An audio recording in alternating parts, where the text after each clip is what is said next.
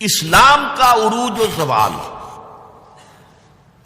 اور مسلمانوں کا عروج و زوال یہ ایک شے نہیں ہے. اسلام کے بارے میں حضور نے فرمایا تھا بدا الاسلام غریبا وسیعود کما بدا فطوبى للغرباء. اسلام کا آغاز تو ہوا تھا اس حالت میں کہ وہ بہت ہی اجنبی تھا، کوئی اس کا جاننے پہچاننے والا تھا ہی نہیں.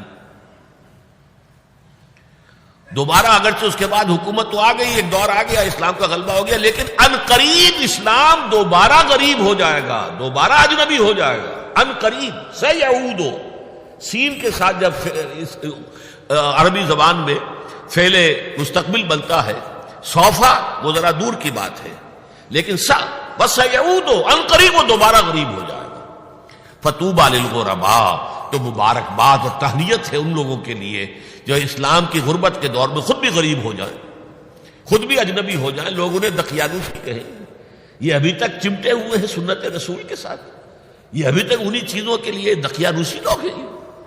یہ سارے فقرے ان پر شست کیے جائیں، وہ برداشت کریں، لیکن یہ کہ اسلام کا دامن ہاتھ سے نہ چھوڑیں. لیکن اسلام کا عروج خلافت راشدہ اور وہیں سے زوال شروع ہو گیا. 1400 برس مسلسل زوال کے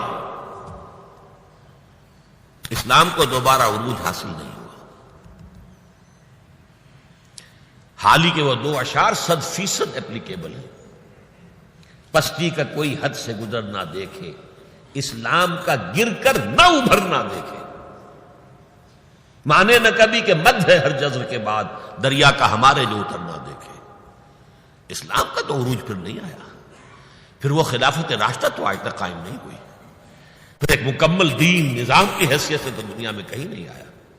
ہاں مسلمانوں کی بڑی بڑی شتوت، شوکت، ان کا دبدبا، ان کا روب، ان کی حکومت نہیں ہے. اس میں یہ ہے کہ 2 عروج آ چکے ہیں، 2 زوال آ چکے ہیں. مسلمانوں کا پہلا عروج تھا اسلام اور مسلمانوں کا ساتھ ساتھ، حضور کا دور، خلافت راشدہ، یہاں اسلام اور مسلمان ساتھ ساتھ جا رہے ہیں. اس کے بعد اسلام کا تو زوال شروع ہو گیا، مسلمانوں کا عروج جاری رہا. دور بنو امیہ اور اس کی فتوحات، دور بنو عباس اور اس کی فتوحات، روئے ارضی کی عظیم ترین سلطنت بنو عباس کی، تہذیب، تمدن، علوم، فنون، علم، روشنی. پھر ادھر سے بنو امیہ کا ختم ہوا، چراغ گل ہوا، تو ادھر چراغ جو ہے امیہ کا روشن ہو گیا اسپین کے اندر، ہسپانیہ میں. یہ سارا دور عربوں کا عروج جاری ہے، مسلمانوں کا عروج جاری ہے، اگرچہ اسلام کا زوال خلافت راشدہ کے ساتھ ہی شروع ہو چکا. پھر ایک وقت آیا کہ مسلمانوں کا بھی زوال آ گیا. پہلے کروسیڈرز نے آ کر پٹائی کی اور بہت پٹائی کی. 1099 میں یروشلم جو فتح کیا انہوں نے، تو جس قدر کچھ تو خون کیا ہے، جتنا قتل عام کیا ہے، خود جو یورپین مورخین ہیں وہ بھی شرماتے ہیں اس کا ذکر کرتے ہیں. سارا میڈیٹرینین کا علاقہ انہوں نے فتح کر لیا تھا اور تہس نہس کر دیا تھا. خیر اس کو تو 88 برس کے بعد صلاح الدین ایوبی رحمۃ اللہ علیہ نے واپس لے لیا. لیکن پھر اگلی صدی میں جو طوفان آیا ہے تاتاریوں کا، کروڑوں مسلمان قتل ہوئے، کروڑوں.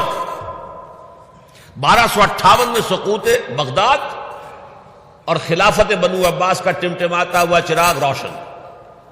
مستعصم باللہ کو گھسیٹ کر محل سے نکالا، جانور کی ایک کھال کے اندر لپیٹا، اور تاتاریوں نے اپنے گھوڑوں کی سمت علیہ کچل دیا.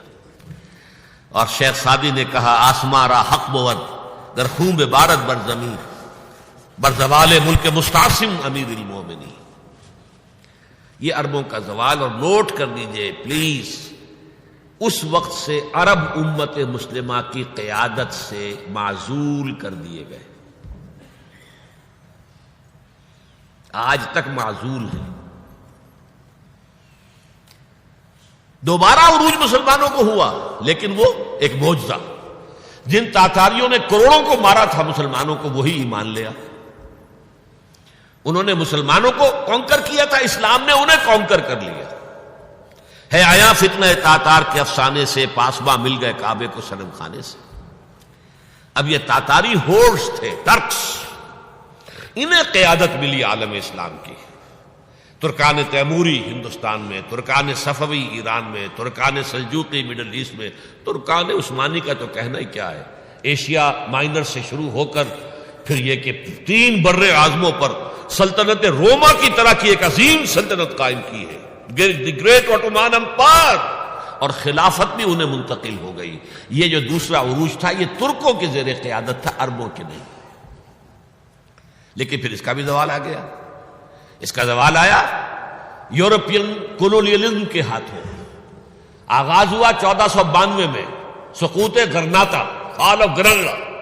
اس کے بعد 1498 میں round the Cape of Good Hope راستہ تلاش کر لیا واسکو ڈی گاما نے، اور یہ سیلاب جو ہے کولونیل سیلاب آ گیا، ہندوستان، جزائر شرق الہند، یہ سارا آج کا انڈونیشیا، ملائیشیا، ہندوستان، یہ سب کے سب جو ہے فتح ہوتے چلے گئے، جس کا کلائمیکس تھا اس صدی کے، پچھلی صدی کے آغاز میں۔ اب 21ویں صدی ہے، 20ویں صدی کے آغاز میں پہلی جنگ عظیم کے بعد تمام عالم اسلام یورپی حکومتوں کے زیر نگین آ گیا۔ تو یہ نوٹ کر لیجئے کہ ان 1400 سالوں میں امت مسلمہ کا ایک عروج، پھر ایک زوال، پھر ایک عروج، پھر ایک زوال۔ لیکن اسلام ایک ہی عروج تھا، اس کے بعد سے مسلسل زوال۔